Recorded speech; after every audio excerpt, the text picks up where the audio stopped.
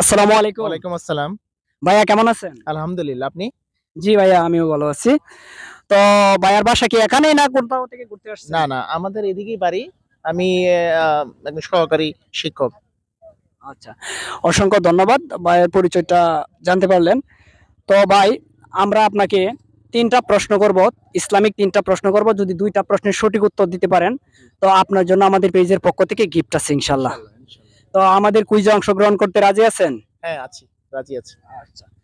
আপনার জন্য ১ম প্রশ্ন হচ্ছে, কোন দোয়া পাঠ করলে জান্নাতে ৮ টি দরজা খুলে যায়? আপনার ওই যে অজুর দোয়া পাঠ করলে জান্নাতের ৮ টি দরজা খুলে যায়।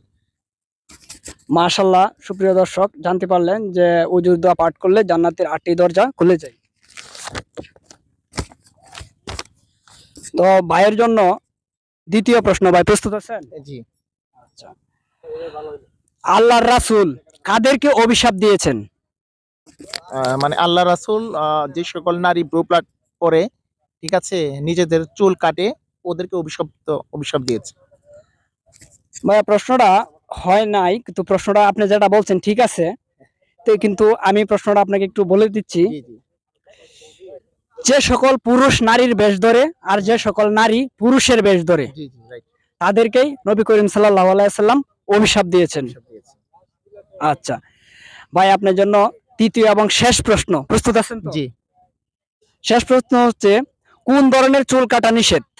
ওই যে আমাদের বর্তমান প্রজন্মে বিভিন্ন ফাঙ্কু চুল কাটেন, এদিকে আছে এদিকে নাই, ঠিক আছে? এদিকে শিরা আছে ওইদিকে নাই, এগুলো চুল কাটা নিষেধ ইসলামে। তো সুপ্রিয় দর্শক, ভাইয়ের কিন্তু ৩টা প্রশ্নের উত্তরই সঠিক। আলহামদুলিল্লাহ। ভাই কিন্তু একজন প্রাইমারি স্কুলের শিক্ষক। ভাইয়ের কিন্তু মানে মোটামুটি ইসলাম মাইন্ডের অনেক জ্ঞান আছে। ভাই মনে হয় ৫ ওয়াক্ত নামাজ পড়া হয় না? জি, ইনশাল্লাহ। ইনশাআল্লাহ। তো ভাই, আমাদের পেজের পক্ষ থেকে ভাইয়ের জন্য সামান্য গিফট।